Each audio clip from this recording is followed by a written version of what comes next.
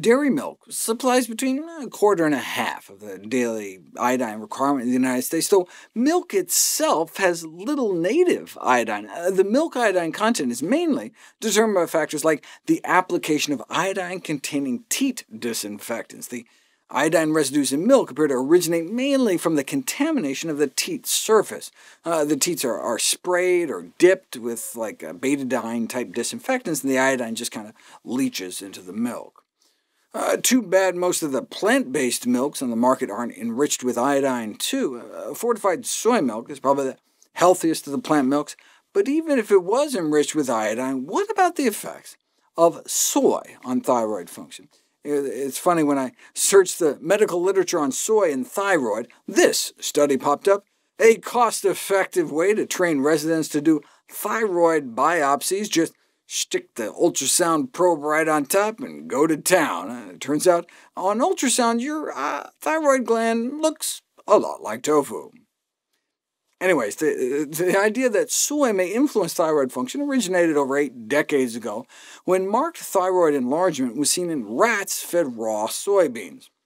Though the observation that people living in Asian countries have consumed soy foods for centuries with no perceptible thyrotoxic effects certainly suggests their safety. Bottom line, there does not seem to be a problem with people who have normal thyroid function. However, soy foods may inhibit the oral absorption of Synthroid, thyroid hormone replacement drugs, but so do all foods. Right? That's why we tell patients to take it on empty stomach. But you also have to be getting enough iodine, so it may be particularly important for soy food consumers to make sure their intake of iodine is adequate. What's the best way to get iodine? For those who use table salt, make sure it's iodized. Currently, only half of table salt sold contains iodine, and the salt used in processed foods is typically not iodized. Of course, ideally, we shouldn't add salt at all. Dietary salt is a public health hazard. I think this title is a little over the top.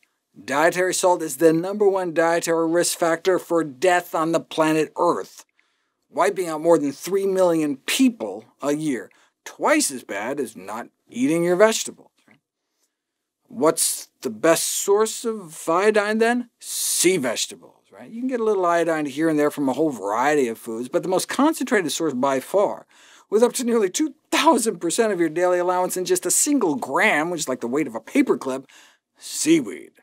Given that iodine is extensively stored in the thyroid, it can be safely consumed intermittently, meaning you don't have to get it every day, which makes seaweed use in a range of foods attractive, and occasional seaweed intake enough to ensure iodine sufficiency.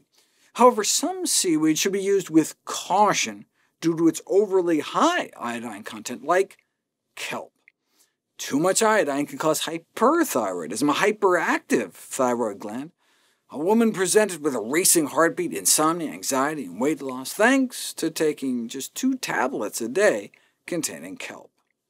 In my last video, I noted how the average urinary iodine level of vegans was less than the ideal levels, but there was one kelp-eating vegan with a urinary concentration over 9,000. Right? Adequate intake is when you're peeing out 100 to 199. Excessive iodine intake is when you break 300.